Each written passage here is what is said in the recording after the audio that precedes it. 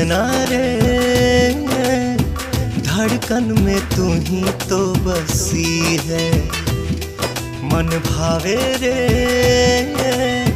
चेहरे पे तेरी जो हंसी है। दुआ मांगे दिल के कोना कोना, ए सोना जुदा नहीं होना, होके जुदा नहीं रोना।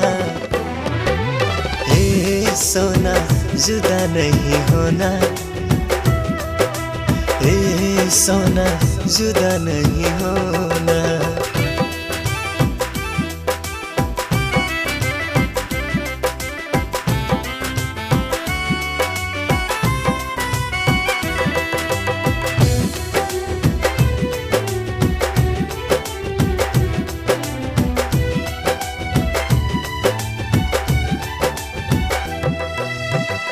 सपना में आके जान मुस्का के कैलू दीवाना, पलकें झुका के। चंदा बिन चकोर जैसे रहना पाई, उसे ही दो दिल दूरी सहना पाई।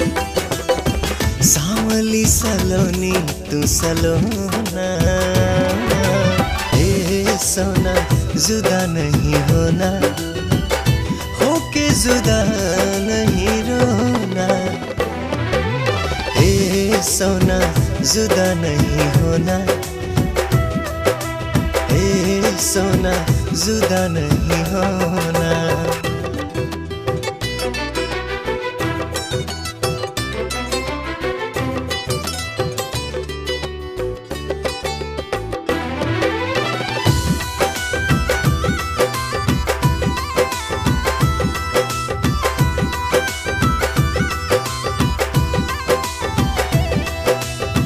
साथ नहीं टूटे, हाथ नहीं छूटे, रब रूठ जाए जान नहीं रूठे।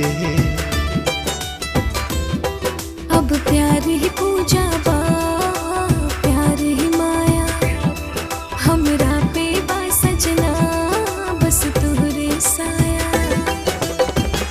पाके तुझे नहीं खोना, ए सोना जुदा नहीं होना, होके जुदा नहीं रोना। ए सोना जुदा नहीं होना, ए सोना जुदा नहीं होना। ए सोना जुदा नहीं होना, ए सोना जुदा नहीं होना।